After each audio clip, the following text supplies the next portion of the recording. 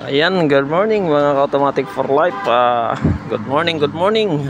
Global Pinoy Automatic Transmission Specialist. Dito po ito sa Banay-Banay Amadeo Branch. Yes po, may customer. Ayan update tayo.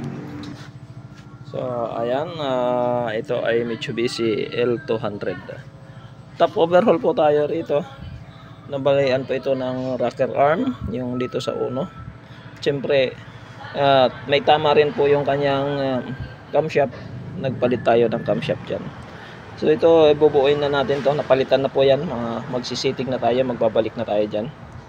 Mitsubishi L200 pick up type. Ayan po. Ayan.